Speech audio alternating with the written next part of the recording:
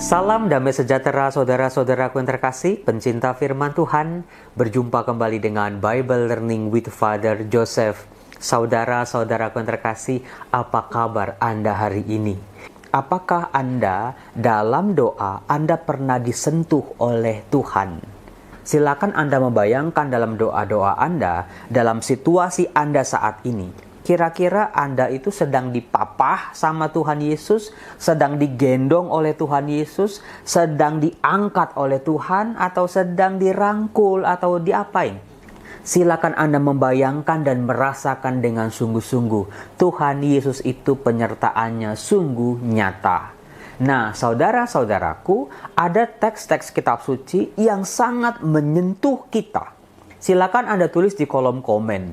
Di antara kisah-kisah dalam kitab suci ya, teks mana, kisah mana yang sangat menyentuh kehidupan Anda.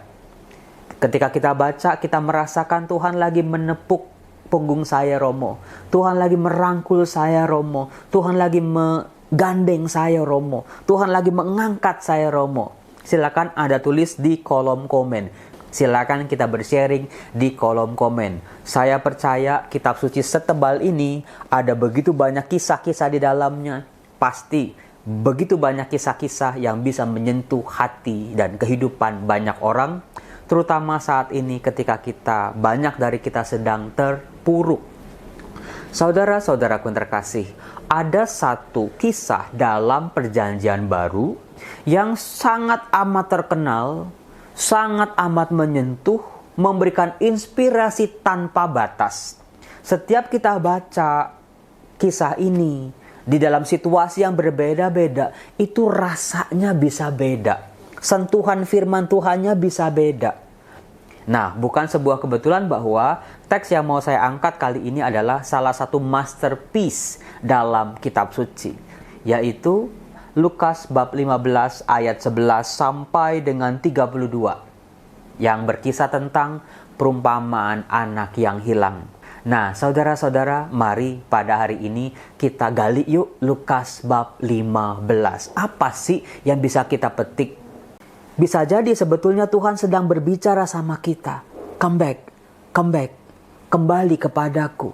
Datanglah kepadaku anakku, dosamu sudah terlalu berat. Aku akan menerima. Aku rindu engkau datang kepadaku. Nah, saudara-saudara, kalau kita membaca Lukas bab 15 ayat 11 sampai 32, kita jangan membacanya hanya perikop itu saja.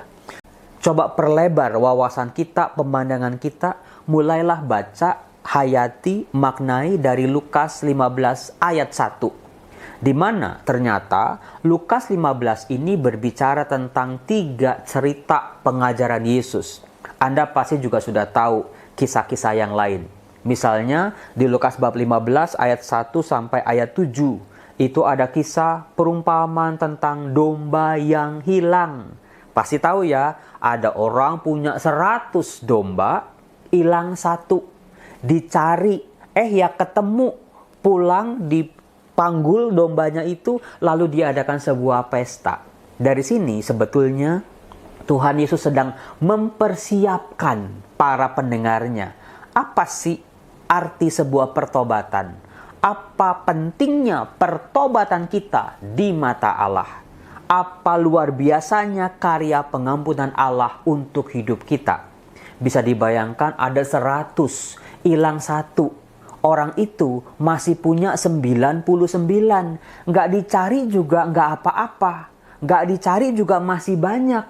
Daripada kita berpikir, wah Romo kalau dicari nanti yang 99 hilang lagi gimana? Ya si gembala itu akan cari lagi. Itulah cara kerja Tuhan. Selalu mencari. Ketika punya domba 100 hilang 1, dicari. Jangan sampai yang 1 itu tidak ditemukan. Karena apa? 1 ekor domba pun jauh lebih berharga daripada 99 ekor yang tidak hilang. Nah, saudara-saudara, dari sini kita bisa membayangkan nih. 1/100 melawan 99/100. Sebuah perbandingan yang jauh, perbandingan yang tidak sebanding sebetulnya. Tetapi satu pribadi, satu orang pun sangat berharga di mata Tuhan. Beda dengan cara pikir, cara kerja kita sebagai manusia. Lalu di ayat 8 sampai ayat 10 kita bisa melihat kisah perumpamaan tentang dirham yang hilang. Diceritakan seorang perempuan punya 10 dirham atau 10 perhiasan atau 10 mata uang. 10 hilang 1. Kalau tadi 100 domba hilang 1 dicari. Nah, apalagi sekarang cuma punya 10 hilang 1. Maka bukan sesuatu yang mengejutkan lagi, 1 dirham yang hilang itu lagi-lagi akan dicari. Itu cara kerja Tuhan, saudara-saudara, yang merombak pikiran manusia kita. Hitung-hitungan manusia kita. Hitung-hitungan untung ruginya kita. Jangan sampai 1 dirham itu tidak ditemukan.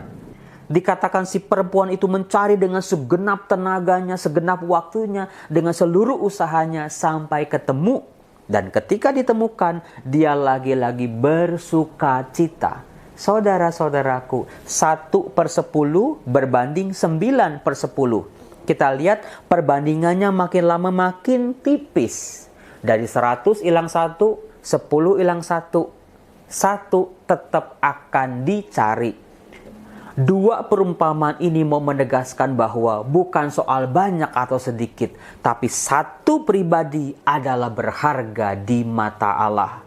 Maka saudara-saudara, kalau Anda saat ini merasa jauh dari Tuhan, Anda saat ini merasa hidupnya sia-sia, hidupnya berat, hidupnya nggak punya arti, seringkali diinjek-injek oleh orang lain, direndahkan oleh orang lain.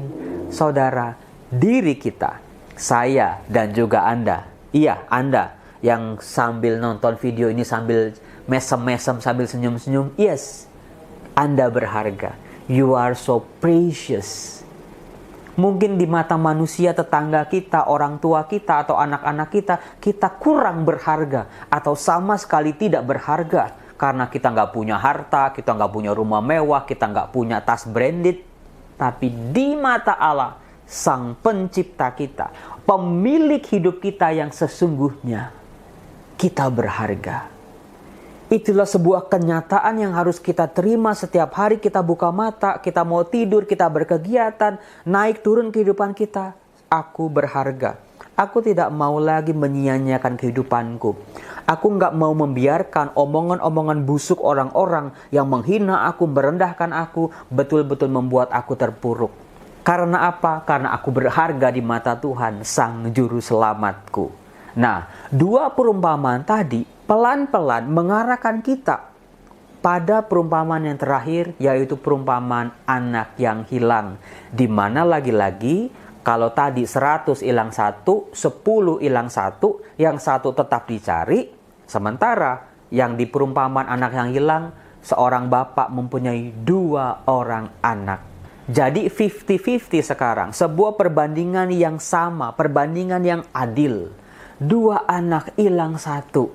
Di benak kita yang sudah disiapkan dengan 2 perumpamaan yang tadi, anak ini pasti dicari, anak ini pasti berharga di mata ayahnya, yang sulung maupun yang bungsu, dua-duanya sama-sama berharga.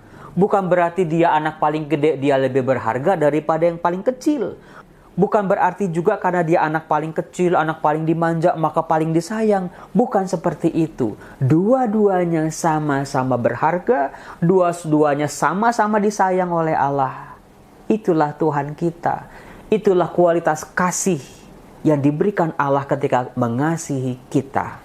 Nah, bisa kita bayangkan juga berarti kalau 1 ekor domba ketemu ada sukacita, 1 dirham ketemu ada sukacita, maka kita bisa membayangkan saudara-saudara, anak bungsu yang pergi menjauh dari ayahnya ini, ketika kembali, ketika pulang, pasti sukacitanya akan jauh lebih besar. Tetapi saudara-saudara, ternyata ada sesuatu yang membuat saya tergelitik dalam bacaan-bacaan saya. Seekor domba hilang. Yang namanya hewan itu nggak punya akal budi.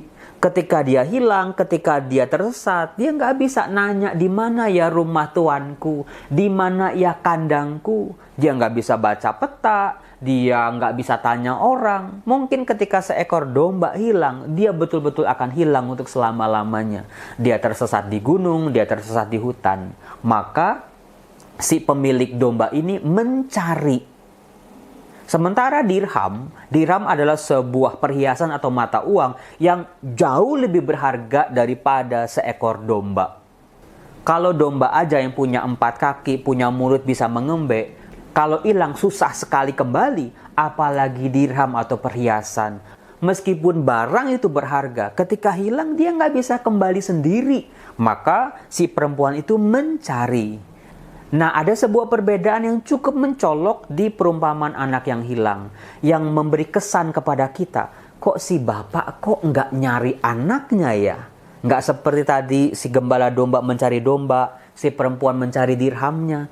Kenapa si ayah ini tidak cari kemana, ke kiri, ke kanan, ke tetangganya, atau dia pergi untuk mencari anaknya?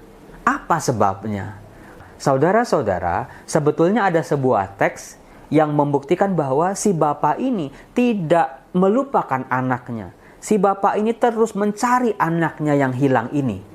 Hal itu terlihat ketika si bungsu ini sampai ke rumahnya dari jauh. Si bapak ini selalu merindu. Si bapak ini selalu menantikan anaknya untuk kembali. Saudara-saudara, kalau saat ini kita sedang jauh dari Tuhan, kita merasa Tuhan gak penting dalam kehidupan kita, kita terpuruk, kita gak percaya sama Tuhan, kita gak mau berharap sama Tuhan, kita tidak meletakkan pemulihan-pemulihan kita pada Tuhan.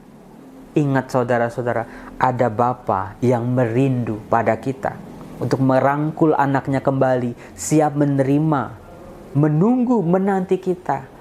Mari anakku, kembalilah kepadaku, pulanglah anakku, ada ampun Bapa bagimu.